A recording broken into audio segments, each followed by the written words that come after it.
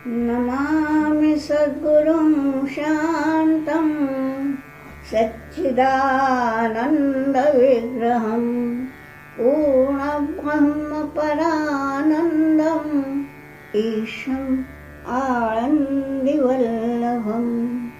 गोविन्ददेवं वतिनां वरिष्ठं लब्धप्रतिष्ठं हरिभक्तिनिष्ठं ज्ञानेऽग्रगण्यं कृतभूरिपुण्यं विद्वद्वरेण्यं सततं स्मरामि मनसा स्मरामि।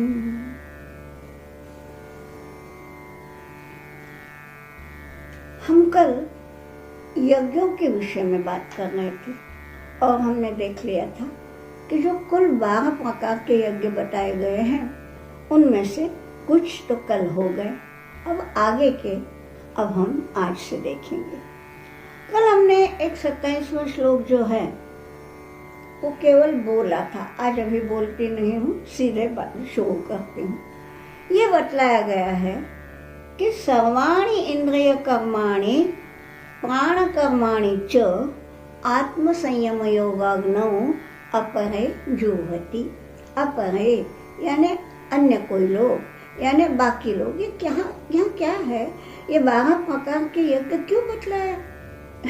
अर्जुन है वो किसी एक प्रकार का करेगा, 12 प्रकार के इसलिए बताए हैं कि इस दुनिया में अलग अलग मनोवृत्ति के लोग होते हैं और उनकी क्षमता, उनका इंटरेस्ट अलग अलग होता है, तो उनके हर एक के अनुकूल, हर एक की श्रेणी के अनुकूल जो यज्ञ होंगे, इसके लिए ये 12 श्रेणियां बतलाई गई हैं और उसके लिए ये बतलाया है। तो यहाँ ये बोला है अपरे, अन्य कोई लोग कैसे होते हैं कि वे सर्वाणि इंद्रिय कर्माणि प्राण कर्माणि च। इंद्रिय कर्म सारे इंद्रियों के कर्म, यानी ज्ञानेंद्रियों से भी, कर्मेंद्रियों से भी जो कुछ भी किया जाता है, और प्राण से जो है श्वास है, उच्छ्वास है, ये सब कुछ वो जुह्वति, इस सब का वे आहुति देते हैं, समर्पण करते हैं। जुह्वति माने आहुति देते हैं, इसी का मतलब इस सब का समर्पण करते हैं। यानी क्या, जो भी हमारे कर्म है, जो भी मेरा श्वास है, उच्छ्वास है, जो कुछ भी मेरा है, वो सारा कुछ समर्पित है, ये भावना। और ये कैसे? अब आहुति देना है तो अग्नि होनी चाहिए। अब यहाँ ये सब रूपकात्मक है, मेटाफोरिकल। तो क्या बतलाया है? आत्मसंयम योगाग्नौ, आत्मसंयम रूपी योग की अग्नि में।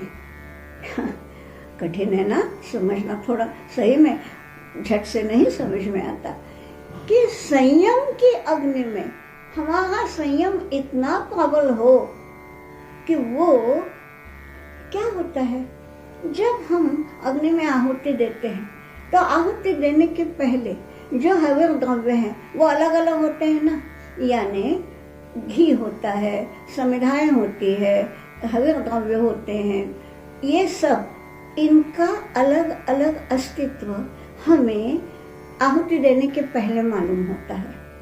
एक दफा वो आहुति दे दी, अग्नि में वे पदार्थ पड़ गए कि उनका अलग अस्तित्व कहाँ रहा, वो सारे के सारे अग्नि में बन गए ना, उनकी बचता क्या है? तो हमारे प्राणों के जो कर्म है, हमारे इंद्रियों के जो कर्म है, चाहे वो इंद्रियां कर्मेंद्रियां हो या ज्ञानेंद्रियां हो, ये सारे कर्म, इनका मैं अलग से अस्तित्व नहीं समझूंगा। मैं कुछ कर रहा हूँ ये मैं भावना नहीं रखूंगा। ये जो कुछ भी है ये सब समर्पित है। समर्पित किसको है? यहाँ बोला है आत्मसंयम रूपी अग्नि में, यानी खुद को इतना संयमित करना कि कहीं हमारा मन भटक न सके। किसी चीज के लिए हविष्य, कुछ वासना, कोई कामना वो निर्माण न हो सके। मन स्थिर शांत रहे और उसमें ये सारे कर्म अर्पण कर दिए माँ ने। ये जो सारे कर्म हैं वो सारे समष्टि के लिए या समष्टि के लिए, और अपने आप समष्टि से समष्टि और समष्टि से परमेष्टि, सारे उन यज्ञों का बोल रही, सारे उन द्रव्यों का जो विनियोग है वो समाज के हित में, समष्टि के हित में, मेरे देश के हित में हो जाए। ये जो है ये बतलाया है। लेकिन एक शब्द तक अभी तक हम आए नहीं है। अंतिम शब्द है इस श्लोक का, ज्ञान दीपिते आत्म संयम योगाग्नो।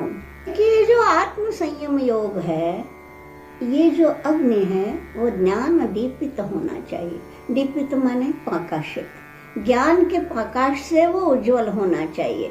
नहीं तो होता ये है कि हम अच्छे इरादे से भी दान करने जाए और मान लीजिए किसी शराबी आदमी को हमने दान कर दिया, हमने तो बड़ी अच्छी भावना से दान किया, मगर उसने क्या किया, वो जो पैसे हैं उसका उसने विनियोग कहाँ किया, व्यसन में किया, बुरे काम में किया।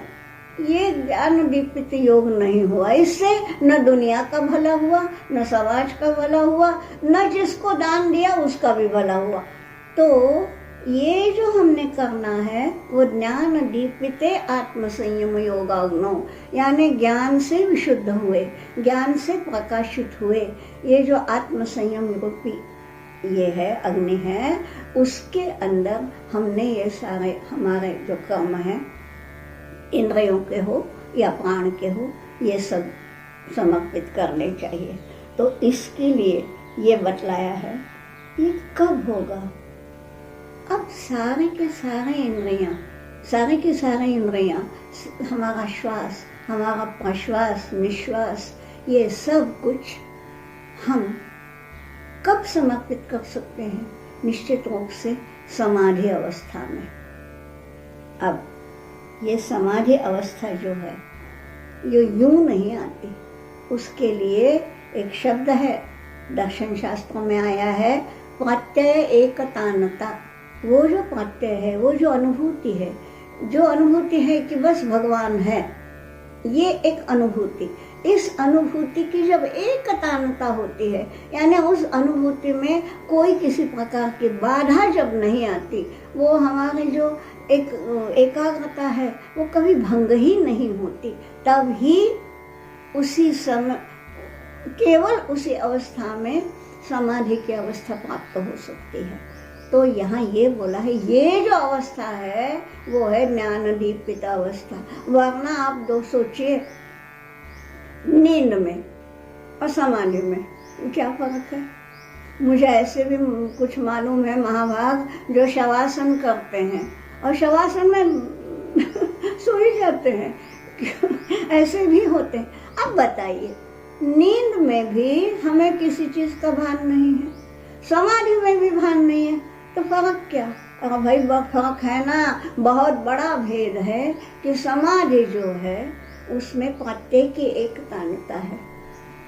हमारे मन से, बुद्धि से, भावना से भगवान की छवि हिलती ही नहीं, ब्रह्म रूप हो जाते हैं हम, भगवत रूप हो जाते हैं। वो है समाधि अवस्था। इसलिए बाकी चीजों की तरफ ध्यान नहीं जाता। और नींद में क्या होता है, बाकी चीजों की तरफ ध्यान तो नहीं जाता। क्यों नहीं जाता? ज्ञान नहीं होता, हम सोते रहते हैं। तो अज्ञानवश जो है वो निद्रा है, और ज्ञान के कारण दीपित जो है वो समाधि अवस्था है। ये बतलाने के लिए ये ज्ञान दीपित शब्द आया है कि निद्रा में और समाधि में कौन सा भेद है। तो इसको एक तरह से समाधि यज्ञ भी बोल सकते हैं। फिर से बताऊं कि समाधि यज्ञ माने केवल समाधिस्थ होके, ध्यानस्थ होके बैठना नहीं है, कर्म करनी है, लेकिन कर्म करते समय भी समाधि न खंडे। बोले चले हिंडे पर समाधि न खंडे। वो कर्म तो कर रहे हैं, लेकिन कर्म करते हुए भी मन में जो भगवत का चिंतन है वो कभी भी एक क्षण के लिए not for a fraction of second, वो एक क्षण के लिए भी जब रुकता नहीं, तब ये समाधि यज्ञ होता है। ये एक प्रकार का यज्ञ बता दिया। 27वां श्लोक हो गया। अब अगला जो 28वां श्लोक है उसमें बहुत से इसको समेट लिया है। क्या बतलाया है देखिए।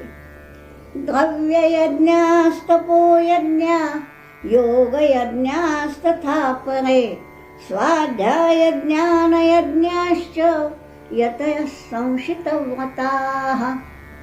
यतयः ये बतलाया है कि ये जो अब जो बताएंगे ये अलग प्रकार के यज्ञ, ये यज्ञ कौन करते हैं? यतयः संशितव्रताः। संशित, संशित माने तीक्ष्ण, तीखा, धारदार। तो जिनकी व्रत भावना बड़ी तीखी होती है, कुछ भी हो मेरा व्रत खंडित ना हो मेरा, ये जिनकी भावना है वो है संशित व्रत, और इनको यति बोला है। और साधारण तौर पे हम यति शब्द से समझते हैं कि यति माने वैरागी साधु, ऐसा नहीं है। यम धातु है वहाँ, यति यानी संयमशील। यम धातु का अर्थ है नियंत्रण करना, इसलिए उसको यम कहा जाता है। यम क्या करता है? अगर नियंत्रित रखता है ना सारे लोक संख्या, यम नहीं होगा तो क्या होगा? सोचिए जरा, सब कचरा हो जाएगा वो धरती पे। तो यम का अर्थ है नियंत्रण करना, और यति यानी संयमनशील। और वो कैसे हैं संयमनशील? यतयः संशितव्रताः, जिनकी व्रत भावना बड़ी तीखी है। हाँ, तो वो क्या क्या करते हैं देखिए। द्रव्य यज्ञास्तपो यज्ञ। द्रव्य यज्ञ, द्रव्य यज्ञ माने हमारे पास जो भी है, द्रव्य का अर्थ हम धन भी ले सकते हैं, श्रम भी ले सकते हैं। मेरे पास श्रम है भाई, मेरे पास पैसा नहीं है, लेकिन मैं हाथ पांव अच्छे है, तगड़ा हूँ, तो मैं श्रम का दान करूँगा। वो भी वैसे तो इष्टापूर्त एक है, माने जैसे तीर्थ स्थान है, वहाँ पे धर्मशालाएं बनाना, जहाँ कोई ऐसा प्रदेश है जहाँ पानी की दिक्कत है, वहाँ पे कुएं खुदवा देना, और इसके लिए स्वयं का धन खर्च करना, ये जो है इसको इष्टापूर्त कर्म कहा गया है। तो ये सारे जो है वो द्रव्य यज्ञ है, यानी हमारे पास का जो द्रव्य है, जो धन है, उसका जनहित के लिए हम विनियोग करें, स्वयं के भोग के लिए नहीं। वो है द्रव्य यज्ञ। ये कौन कौन करते हैं? तो ये केवल ये यति जो संयमनशील है। वरना मेरे पास धन है, मैं भोग करूंगा, उपभोग लूंगा, ये तो साधारण आदमी सोचता है, लेकिन ये जो यति है वो ऐसा करते हैं। तो द्रव्य यज्ञ। फिर क्या बतलाया? द्रव्य यज्ञ तपो यज्ञ।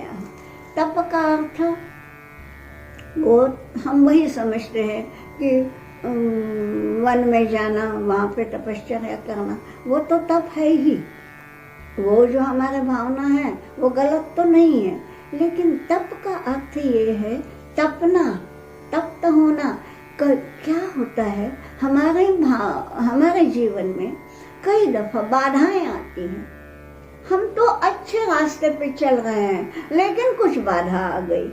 अब ये जो प्रतिकूल परिस्थिति है, ये जो बाधाएं हैं, उन बाधाओं में भी मन अविचल रख के ये नहीं सोचना है क्या करें, मैं तो चार अच्छे से कर रहा था, उसमें ये अड़चन आ गई, हाँ मेरा नसीब ही ऐसा है, ये सोचना यति का काम नहीं। यति क्या सोचेगा? ठीक है, अब ये बाधा आई है ना, इसको कैसे हटाया जाए, क्या किया जाए, और प्रतिकूल परिस्थिति में मार्ग निकालना, और प्रतिकूल बाधाएं जो हैं उनको सहन करने की शक्ति कमाना। आज की भाषा में बोले तो इम्यूनिटी, तो इम्यूनिटी अपनी बढ़ाना, सहन शक्ति बढ़ाना। और जैसे अभी देखिए ना, कोरोना रूपी संकट आया है, अब इसके लिए संकट है, हाय हम क्या करें, ये नहीं सोचना, स्वयं की प्रतिकार शक्ति बढ़ाना, सहिष्णुता बढ़ाना, और मार्ग निकालना, ये भी तपोयज्ञ है। तपोयज्ञ का तो कोई कैसे है, द्रव्य यज्ञ है, अपने धन का विनियोग करते हैं, कोई तपश्चर्या से मार्ग निकालते हैं, ये तपश्चर्या वही है। और योग यज्ञास तथा परे, योग यज्ञ क्यों बोला है? हाँ, पिछले इसमें आपने पढ़ ही लिया है, समत्वम योग उच्यते। समत्व, सभी तरह समभाव रखना। ये मेरा दोस्त है तो उसके लिए मैं अच्छा करूं, ये मेरा दुश्मन है उसके लिए मैं कुछ तो भी उसको अड़चन निर्माण करूं, ये नहीं सोचना। समत्व भाव रखना, न वहाँ जाति भेद सोचना, न वहाँ वर्ण भेद सोचना, न वहाँ वर्ग भेद सोचना, न वहाँ नाता रिश्ता, नेपोटिज्म, कुछ भी नहीं हो। ये जब होगा तब वो योग यज्ञ कहलाएगा। तो ये तीनों जो है ना, द्रव्य यज्ञ, तपो यज्ञ और योग यज्ञ, इस सबको मिला के तितिक्षा यज्ञ कहा गया है। तितिक्षा यज्ञ, तितिक्षा माने क्या? सहन शक्ति, यानी किसी भी स्थिति में सहन करना। और सहन करना माने ये नहीं कि हमारे सीमा पे हमारे शत्रु हम पर हमला करते हैं, हम सहन करते जाए, वो नहीं है। वो तो अन्याय को और बढ़ावा देना है, अन्याय को बढ़ावा नहीं देना। लेकिन मेरे व्यक्तिगत रूप से यदि कोई नुकसान करता है, कोई हानि पहुंचाता है, तो उस समय अविचल रहना, ये जो है। तो और द्रव्य देना, तप करना, सहिष्णुता बढ़ाना और समत्व भाव रखना, ये सब जो है ये तितिक्षा यज्ञ कहलाता है। केवल यही नहीं है, जो ये संशित मत यति है वो और भी कुछ करते हैं। वो यज्ञ कौन सा है? स्वाध्याय ज्ञान यज्ञ। बड़ा शब्द सुंदर है। हर एक के पास कुछ न कुछ ज्ञान होता ही है। किसी को संस्कृत का होगा, किसी को संस्कृत का नहीं है। भाई, किसी न किसी चीज का ज्ञान तो हर एक में होता है। किसी को कोई चित्रकार है, कोई अच्छा शेफ है, कुछ भी हो, ज्ञान तो हर एक में होता ही है। उसका स्वाध्याय करते जाना। अपना ज्ञान जो है वो बस पढ़ाई की करनी। हाँ, मैं जब इसमें था ना, ग्रेजुएशन करना था, तब पढ़ा था। अब क्या करना, ग्रेजुएट हो गया, अब नहीं करना है। ऐसा नहीं है। हमारा उपनिषद सब कहते हैं कि स्वाध्यायान मा प्रमदः, कि स्वाध्याय से कभी चूकना नहीं चाहिए, उसमें कभी खंड नहीं होना चाहिए। अभी आज के जो डॉक्टर हैं, इन्होंने ये तो पा ली है, MBBS हो, MD हो, जो भी है, डिग्री पा ली है, लेकिन वो उससे चुप नहीं रहते। मेडिकल जर्नल्स पढ़ते ही रहते हैं, क्योंकि आगे न मालूम क्या हुआ है। जो वकील है वो भी कानून के पुस्तकें सदैव पढ़ते ही रहेंगे। क्यों? कि नया कानून कुछ आ गया, कुछ। ये जो है यह स्वाध्याय, ठीक। और स्वाध्याय का यज्ञ कब होता है? ये स्वाध्याय तो हम अपने स्वयं की प्रगति के लिए करते हैं। वो यज्ञ नहीं हुआ, वो तो स्वार्थ हुआ। वो यज्ञ कब हुआ? ये ज्ञान दूसरों को वितरित करना। जितना मुझे आता है, जो आता है। देखिए, सर्वज्ञ तो कोई है नहीं एक भगवान के सिवा। हमको जो ज्ञान है वो सीमित है, मगर जिस विषय का मेरे पास ज्ञान है उसका मैं वितरण करूं। यज्ञ करना है ना। यज्ञ माने आहुति देना है ना। आहुति देना माने इदम न मम करके दूसरे के लिए उसका विनियोग करना। तो ये जो है, अपना जो स्वाध्याय है, अपना जो ज्ञान है, उस ज्ञान का यज्ञ करना माने उस ज्ञान का समष्टि के लिए उपयोग करना। ये सब जो करते हैं, इनको ये बतलाया कि ये संशित मत यति लोग इस प्रकार का यज्ञ करते हैं। ये अर्जुन को सुनाने में भी कुछ बात है। क्या है? अरे अर्जुन, तुम्हारे जैसा योद्धा तो कोई है ही नहीं।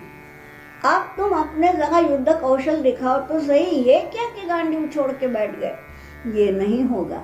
यज्ञ करना है ना तो संशित व्रत हो, तुम अपने व्रत में कभी भंग न आने दो, खंड न पड़ने दे। ठीक है, क्या बतलाया है आगे अगले श्लोक में दूसरे प्रकार का यज्ञ बताया है। यह है प्राणायाम यज्ञ। कैसा है देखिए, अपाने जुहति प्राणम प्राणे पानम तथा परे प्राणापान गतिरुद्ध्वा प्राणायाम परायणाः। अपरे प्राणायाम परायणाः, अपरे यानी अन्य। ये 29वां श्लोक है। यहाँ बतलाया गया है कि जो अपने, जो अन्य लोग हैं, जो प्राणायाम परायण होते हैं, यानी प्राणायाम करने में वे बड़े कुशल हैं। अब प्राणायाम यानी क्या बहुत से लोग जानते हैं, लेकिन जो है हमारे श्वास में, हमारे निश्वास में, हम सही साधारण आदमी जो है ना, वो वहाँ स्वयं कुछ नहीं करता। कोई ये नहीं सोचता कि मैं इतने दफा श्वास लूंगा, इतने दफा छोड़ूंगा, ये कोई सोचता नहीं, वो अपने आप हो जाता है। ये प्राणायाम जो है वो अपने प्राण वायु पर और अपने अपान वायु पर बराबर ध्यान देते हैं और उनको अपने अनुसार चलाते हैं। ये है प्राणायाम। तो क्या करते हैं देखिए, अपाने जुहति प्राणम, हमारे जो पंच प्राण हैं, आप नाम तो मालूम ही होगा आपको, प्राण अपान व्यान समान उदान, ये उनके नाम हैं। उनमें प्राण की जो गति है वो ऊर्ध्व गति है। ऊर्ध्व गति माने प्राण वायु ऊपर आता है। हम जो सांस लेते हैं वो कैसी होती है, ये नाक से ऊपर जाती है। तो प्राण वायु की, प्राण वायु माने ऑक्सीजन नहीं, मैं ये पंच प्राणों की बात कर रही हूँ। तो पंच प्राणों में जो प्राण है उसकी गति ऊर्ध्व होती है, ऊपर होती है, और अपान वायु जो है उसकी गति होती है नीचे की ओर। ठीक है, तो अपाने जुहति प्राणम, यानी प्राण को अपान वायु में समर्पित करना। जुहति आहुति देना, प्राण की आहुति अपान में देना। माने क्या, प्राण जो ऊपर जाता है उसको अपान में समर्पित करना। अपान तो नीचे जाता है, यानी क्या है, प्राण ली, श्वास ली, प्राणवायु का ग्रहण किया, चंद्र नाड़ी से करते हैं वैसे वो जाने दीजिए, वो बहुत ज़्यादा टेक्निकली नहीं जाएंगे हम, लेकिन तो नाड़ी, चंद्र नाड़ी, सूर्य नाड़ी वगैरह छोड़ दीजिए। लेकिन इतना है कि ये पूरक की क्रिया है। आप पूरक, रेचक, कुंभक ये तो शब्द जानते ही होंगे। पूरक यानी क्या, श्वास अंदर लेना और अधिक से अधिक समय तक उसको भरी की भरी रखना, छोड़ना नहीं। श्वास ली और वो रखी अपने अंदर, वो है पूरक। पूरक इसलिए क्योंकि पूर्ण कर लिया हमने, उसको भर दिया। ठीक है, ये है अपाने प्राणम जुहति। और प्राणे अपानम, और प्राण में अपान, अपान क्या होती देना, यानी क्या है, या अपान वायु कैसा है, अपान वायु की गति है नीचे की ओर, यानी छोड़ देना। माने हम एक दफा श्वास लेते हैं तो ऊपर लेते हैं, एक दफा छोड़ते हैं तो नाक से नीचे छोड़ते हैं। ठीक है, तो ये जो अपान वायु है, जो हम निश्वास नीचे की तरफ छोड़ते हैं, उसको प्राण में आहुति देना। इसका क्या मतलब है, जो छोड़ दी, निश्वास जो छोड़ दिया, अभी देखिए हम बिल्कुल खाली हैं, रेचक बोलते हैं इसको। रेचक माने रिक्त करना, खाली करना, तो खाली हो गया। अधिक से अधिक समय तक हम ऐसे नहीं रह सकते, मुझे मालूम है। ज़्यादा देर हम पूरक में भी नहीं रहते, ज़्यादा देर रेचक में भी नहीं रह सकते हम लोग सामान्य आदमी। लेकिन जो योगी हैं, जो प्राणायाम परायण हैं, उनके लिए ये बिल्कुल सहज बात है, क्योंकि परायण है, वो प्राणायाम का नित्य अभ्यास करते रहते हैं और उनके लिए ये सहज क्रिया है। तो वो क्या करते हैं, अपान में प्राण की, प्राण में अपान की आहुति देते हैं, यानी प्राण की आहुति अपान में देना यानी पूरक करना, और अपान की आहुति प्राण में देना यानी रेचक करना। और ये कैसे होता है, देखिए, प्राण अपान गति ऊर्ध्वा, यहाँ देखिए गति शब्द जो है दीर्घ गति लिखी हुई है। अगर आपके सामने गीता की पुस्तक है, आप अगर इसी तरह से अध्ययन कर रहे हैं तो देखिए गति ही शब्द जो है संस्कृत में ह्रस्व है। यहाँ दीर्घ क्यों लिया है, दीर्घ इसलिए कि ये द्विवचन है, एक प्राण की गति, एक अपान की गति। तो ये दोनों गतियों को ऊर्ध्वा, उनको रोक करके, प्राण की और अपान की गति रोक करके, ये जो पूरक और रेचक करते हैं, जो प्राणायाम परायण है, वो भी एक प्रकार का यज्ञ करते हैं।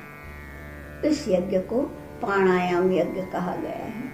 तो एक ऐसी भी तो एक समाज में एक ऐसी भी तो श्रेणी है, उस श्रेणी का यहाँ वर्णन किया है। तो ये जो है ये प्राणायाम यज्ञ है।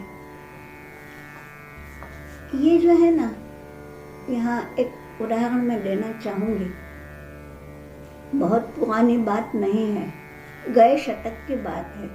आपने रमण महर्षि का नाम सुना ही होगा, और उनके जो शिष्य थे गणपति शास्त्री, तो वो एक दफा भिक्षा मांगने गए। तो वो जो भिक्षा दी उस गृहिणी ने, और उसने यूं ही पूछा, बिल्कुल यूं ही कैजुअली, कि ये समाधि कैसे होती है जी, हमने समाधि समाधि नाम तो बहुत सुना है, कैसी होती है? तो बोले देखनी है। बैठ गए उनके सामने, वही 5 दिन वैसे ही बैठे रहे, उठे ही नहीं, न श्वास न उच्छ्वास न कुछ, यूं ही बैठे रहे। हम 5 दिन की बात छोड़िए, 5 घंटा भी नहीं बैठ सकते। अगर 5 घंटा छोड़िए, आधा घंटा नहीं बैठ सकते श्वास ये किए बिना। ये किसको होता है? ये प्राण अपान गति ऊर्ध्वा, ये प्राणायाम परायण होते हैं, वो यज्ञ तो है ही। तो ये भी एक प्रकार का यज्ञ है, ये भी एक श्रेणी है। हाँ, सामान्य आदमी ये नहीं कर सकता। हम लोग तो प्राणायाम का, आसन का, इसका अभ्यास करते हैं, ज़्यादा से ज़्यादा मुझे नहीं मालूम, पर 5 मिनट तक कोई कर भी सकता है। वैसे मुझे 2 या 3 मिनट वाले व्यक्ति तो मालूम है कि वो 3 मिनट तक श्वास रोकते हैं, पर हाँ, अधिक किया तो ज़्यादा से ज़्यादा वो 5 मिनट तक जाएंगे। 5 दिन ये तो हो ही नहीं सकता, ये भी होता है। तो ये जो है ये प्राणायाम यज्ञ कहलाया। ये एक श्रेणी बताई, ये भी एक यज्ञ है। और अब अंतिम 30वां श्लोक है, तो हम 30वें श्लोक में देखेंगे अंतिम यानी 12वें प्रकार का जो यज्ञ है वो बताया है। कैसे है भाई? अपरे नियताहारा प्राणान् प्राणेषु जुह्वति, सर्वेप्येते यज्ञविदो यज्ञ क्षपित कल्मषाः। सर्वेप्येते, ये सारे यानी ये जो 24वें श्लोक से हम देख रहे हैं ना, ब्रह्मार्पणम ब्रह्म हवि, वहां से लेके अभी तक जो जितने 12 प्रकार के यज्ञ बताए वो, तो क्या है ये? नियत आहार, नियत आहार, आहार उनका नियत होता है, यानी न अधिक न कम। यदि कम भी खाएंगे हम, जितना हमारे देह को चाहिए उससे कम भी अब खाएंगे तो भी यह नहीं हो सकता। इसलिए है, आगे चल के आएगा वो युक्ताहार विहार, युक्त, युक्त माने उचित मात्रा में, तो आहार भी विहार भी ये हमारा उचित मात्रा में होना चाहिए। उसी को नियत बोला है कि अपरे नियत आहार। देखिए जो लोग कहते हैं ना कि हमने निर्जली एकादशी की, गीता को ये मान्य नहीं है। ये निर्जल उपवास करना ये क्या है? किसको सताते हो आप? इस देह के भीतर जो बैठा है प्राण तत्व बनकर, उसी को सताना है ना। ये लोग समझते कि मैंने उपास किया, ये मैं कहाँ है? अगर मैं को भूल जाइए। ये देह जो दिया है भगवान ने, ये उसको तड़पाने के लिए नहीं दिया है। देह दंड करो, देह को सताओ, इसके लिए ये देह नहीं दिया है भगवान ने। भगवान ने जो देह दिया है वो इस देह से कुछ अच्छे काम करो।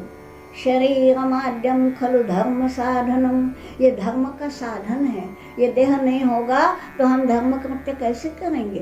तो इस देह को अच्छा रखना है तो क्या होना चाहिए? नियत आहार। आहार अधिक किया तो क्या होता है आप जान लेंगे। और आहार यदि कम लेते हैं या नहीं लेते या निर्जल उपास करते हैं तो भी वो पुण्य कर्म नहीं है, समझ लीजिए। मैं नहीं बोल रही, ये गीता जी बता रही हैं। तो वो क्या करते हैं? प्राणान प्राणेषु जुह्वति।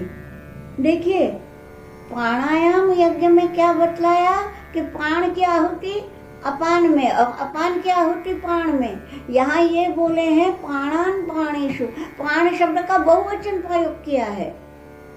अकेला प्राण नहीं, अकेला अपान नहीं, प्राणान, पंच प्राणान, पांचों प्राणों को, पांचों प्राणों में प्राणान प्राणेषु बहुवचन का प्रयोग है। तो वो क्या करते हैं? आहार नियत है, ये हठयोग की प्रक्रिया है, हमें उसके प्रक्रिया तक नहीं जाना है। ये समझ लीजिए कि ये जो है यही प्राणान प्राणेषु जुह्वति, कि उन्हें सारे पंच प्राणों पर उनका अधिकार होता है। जैसा चाहे वैसा वो कर सकते हैं। और उसके कारण, ये मैं नहीं बता रही, योगी अरविंद ने बोला है। माताजी जो वहाँ के उनकी शिष्या, उन्होंने बतलाया है कि वहाँ जो योगी अरविंद रहते थे वस्तुतः क्रांतिकारी थे वो शुरू में, लेकिन वो सब छोड़ के वहाँ क्यों कर रहे थे वो सब? ये जो है प्राणान प्राणेषु जुह्वति का अभ्यास कर रहे थे। इसको स्तंभ वृत्ति प्राणायाम बोला जाता है।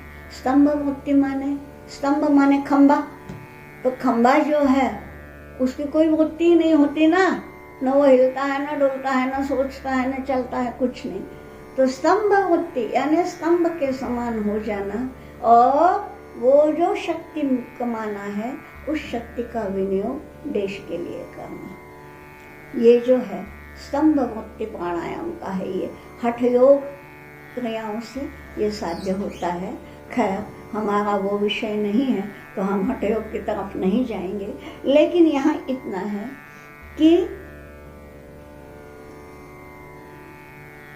यानी सारे प्राण की वृत्तियों को अपने वश में कर लेना। अपने यानी किसके? फिर वही मैं के नहीं, मैं तो कोई हूँ ही नहीं। अपने वश में यानी अपना, यानी कौन? जो भीतर में साक्षी रूप से खड़ा है वो जो है उसी को सब समर्पित करना। अभी यहाँ हम ये देख लेंगे, ये हाँ अंतिम दूसरी लाइन लेनी है।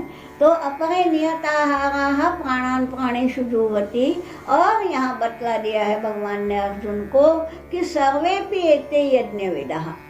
ये सर्वे, ये 12 के सारे प्रकारों के जो यज्ञ है, यज्ञविद बोला है। विद माने जानकार, इन सारे यज्ञों का जो जानकार है। सारे माने सारे यज्ञ तो एक आदमी नहीं करता, अलग अलग श्रेणी के लोग अलग अलग श्रेणी के यज्ञ करते हैं, मगर इन सारे यज्ञों में से किसी भी एक यज्ञ का अभ्यास यदि किया तो यज्ञ क्षपित कल्मषाः, उस यज्ञ के बल पर उनके सारे कल्मष, कल्मष माने बुराइयाँ, जो भी विकार, जो भी बुराई उनके भीतर है वो क्षपित हो जाती है, निकल जाती है। आदमी है, भगवान तो है नहीं, तो कुछ न कुछ बुराई तो होगी। कुछ न कुछ विकार तो होंगे, लेकिन वो सारे के सारे विकार नष्ट हो जाते हैं, क्षपित हो जाते हैं काय के बल से, यज्ञ से। तो ये किन के?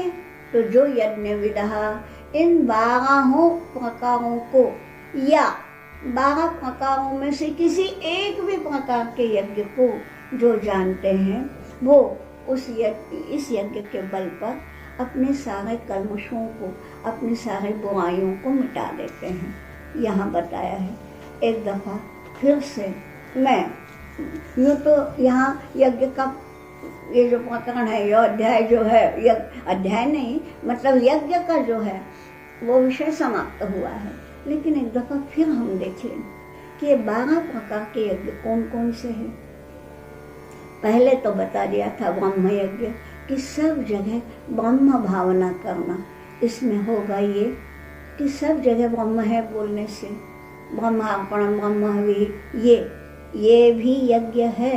और इसके कारण हम किसी के ऊपर गुस्सा नहीं होंगे, क्रोध नहीं करेंगे, उसका बदला नहीं लेंगे, सबकी तरह उसका दुख समझ लेंगे और उस दुख को दूर करने का प्रयत्न करेंगे। ये है ब्रह्म यज्ञ। फिर दूसरा है दैव यज्ञ, यानी देवताओं को ये करके करना। इसमें अर्पण भावना प्रमुख है कि ये इदम न मम, त्याग की भावना है। तीसरा जो बतलाया है अभिन्नता यज्ञ, ब्रह्म